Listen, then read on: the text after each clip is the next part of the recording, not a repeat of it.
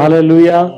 ದೇವರು ಮಾಡಿರುವಂತ ಅದ್ಭುತವಾದಂತ ದೇವರ ನಡೆಸುವಿಕೆ ಕುರಿತು ನಮ್ಮ ಪ್ರಿಯ ಸಹೋದರನೇ ಮತ್ತು ಸಹೋದರಿಯೇ, ದೈವಿಕವಾಗಿರುವ ದೇವರ ಮಹಿಮೆಯ ಪ್ರಭಾವದ ಮಕ್ಕಳು ನಾವು ಆಗಿದ್ದೇವೆ.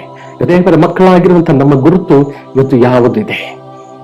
ದೇವರ ವಾಕ್ಯದಲ್ಲಿ ನಾವು ಎಫೆಸ ಪತ್ರಿಕೆ 4ನೇ ಅಧ್ಯಾಯ 30ನೇ ವಚನದಲ್ಲಿ ನೋಡ್ತೇವೆ, ದೇವರ ಪವಿತ್ರಾತ್ಮನನ್ನು ದುಃಖಿಸಬೇಡಿರಿ, ಆತನಲ್ಲಿಯೇ ವಿಮೋಚನೆಯ ದಿನಕ್ಕಾಗಿ ಮುದ್ರೆಯನ್ನು ಹೊಂದಿದ್ದೀರಲ್ಲ. ನಮ್ಮ ವಿಮೋಚನೆ ದಿನಕ್ಕೋಸ್ಕರವಾಗಿ ಒಂದು ಮುದ್ರೆ ನಮ್ಮ ಮೇಲೆ ಒತ್ತಲ್ಪಟ್ಟಿದೆ.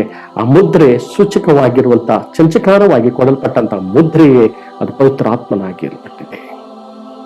ಆ ಪವಿತ್ರಾತ್ಮನನ್ನು ನಾವು ಆನಂದಿಸುವುದಾದರೆ, ಪವಿತ್ರಾತ್ಮನನ್ನು ಅನುಸರಿಸಿ ನಾವು ನಡೆದಾದರೆ ಶರೀರದ ದುರಭ್ಯಾಸಗಳನ್ನು ನಾಶ ಮಾಡುವರಾಗಿದ್ದೇವೆ.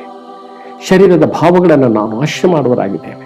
ಆತ್ಮನಿಗೆ ಅನುಗುಣವಾಗಿ ನಾವು ನಡೆಯುವುದಾದರೆ ಶರೀರಕ್ಕೆ ಅನುಗುಣವಾಗಿರುವ ಕಾರ್ಯಗಳನ್ನು ನಾಶ ಮಾಡುತ್ತೇವೆ.